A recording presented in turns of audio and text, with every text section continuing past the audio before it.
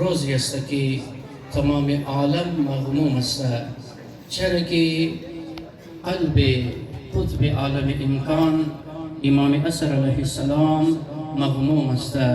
امام زمان علیه السلام عزادار است. الله اکبر.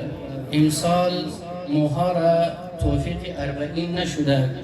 امسال ما نتسبی خلاصه چی کسانی که رکاوٹ ایجاد کردن، چی از طرف خودون از ما سستی بودن، ولی امسال راه 40 بسته شدن، بالخصوص برای زواری که اینا پاسپورهای خود را جمع کرده بودن، اینا آمادگی داشتن. خدایا امسال میخوای 40 زوار امام حسین علیه السلام باشین.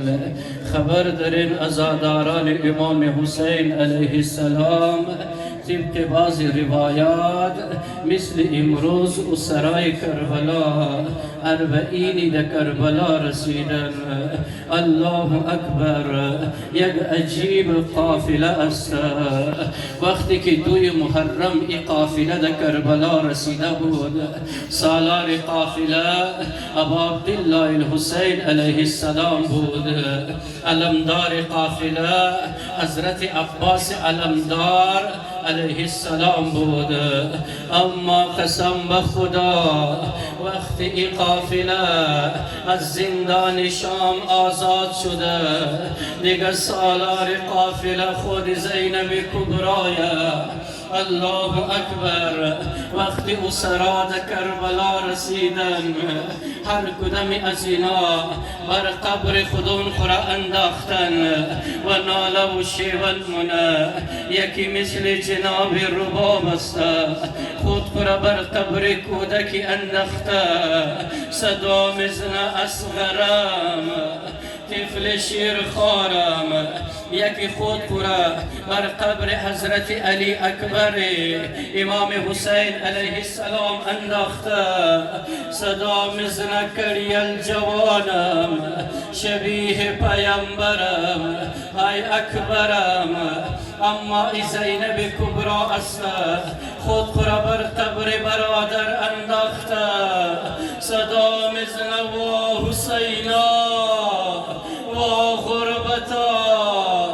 حسین جان نگاه کو، امروز زینب آماده، زینب مسافر کربلای، زینب زوار امام حسین. برادرم حسین تو نبودی چقدر سخت گذشت. برادرم حسین یک بار نگاه کن، بازوهای زینب اینقدر تازیانه خوردن، هنوز ای بازوها که بوده.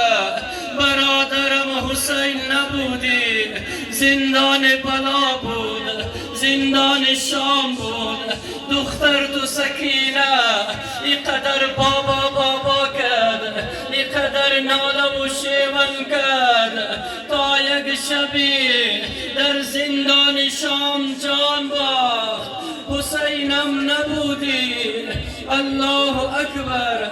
راوی نقل منه دستی درمیان ما دیدم امام سجاد علیه السلام را کنار نهر القمه. امام علیه السلام قدم میزنه و اشکای امام علیه السلام جاری است.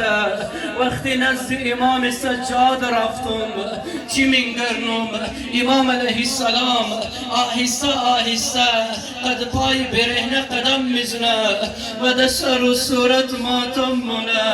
اشکای امام جاریه، گاهی زمین میشنه گاهی بلند میشنه. یک مرتبه از امام سجاد سوال کردم، مولا جان امام کنار نهر القمه قدم میزنین، گاهی تا میشنین گاهی بلند میشنین.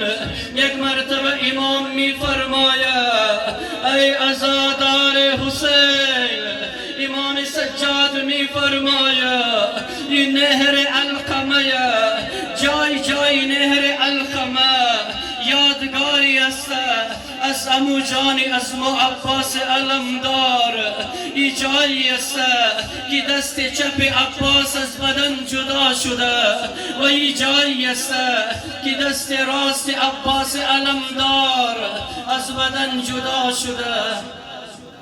ولا حول ولا قوة إلا بالله العلي العظيم.